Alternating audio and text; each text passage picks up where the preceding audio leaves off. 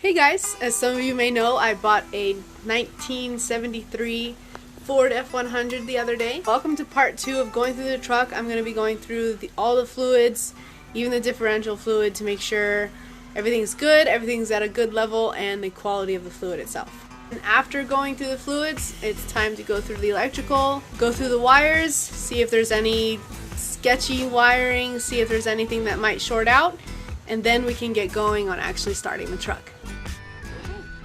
Clean fluid. Clean fluid. No fluid. Dangerously low fluid. Maybe covered in oil, but it is a Ford 9-inch, so I got a little lucky with that. Well, I don't know the quality of the fluid, but I can tell you right now, it smells like shit.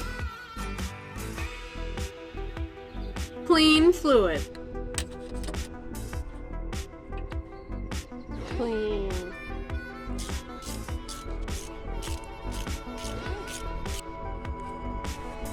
Oof. That's burnt. Look at that. So we'll run these for now.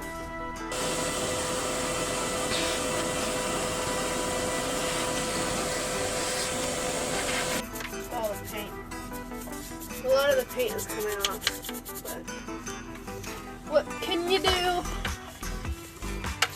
don't really care about the blue. I'd rather it be Chevy orange.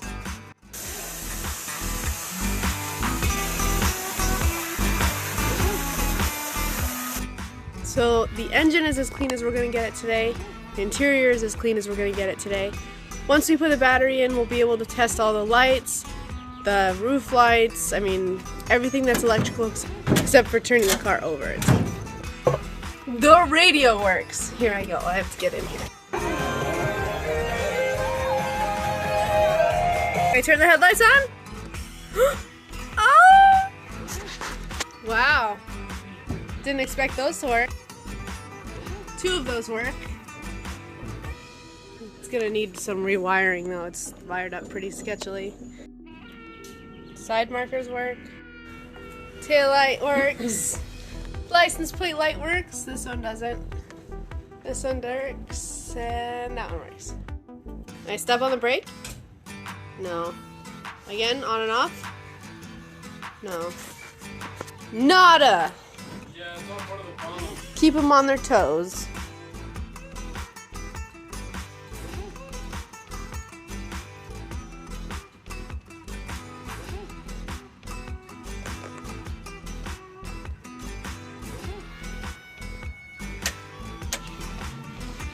Wipers work. The high beam indicator works. High beam. Boop, boop, boop, boop, boop, boop, boop, boop, boop, boop. Let's see if this works. Oh, that sounds great! So the column that is in the car, the wiring is all frayed and everything from having it being loose and hanging up here. So we're trying to go through it and find out which one of these wires will connect to these wires that are already existing in the truck. So I am not good at wiring at all. So I have my handy dandy boyfriend here figuring out this nightmare. I don't know what I'm doing. So I've individually labeled everything. According to what I've seen on YouTube and Google and all that shit, this is apparently a GM style steering shaft, so all of these wires aren't for Ford. I've done a lot of research, separated each one. As you can see, there's a horn, left front turn signal, and so on and so on, and I'm just matching everything up to the factory Ford harness and hoping it goes good. Nightmares. Aw, my emergency blinkers work! So thanks for watching the second part of this whole F100 build. We have the column kind of temporarily set up here, the wiring temporarily set up. As you can see, we have a lot of lights that work, which is very exciting. Even the radio works, which is crazy for one of these cars.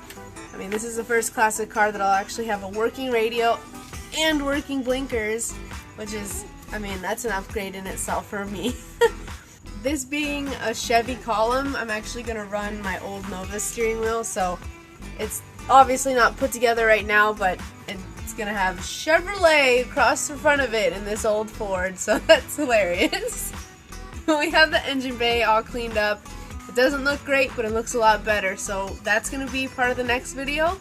So stay tuned, make sure to subscribe, subscribe, comment below with anything that, any advice, anything you guys want to share with us. I appreciate the input.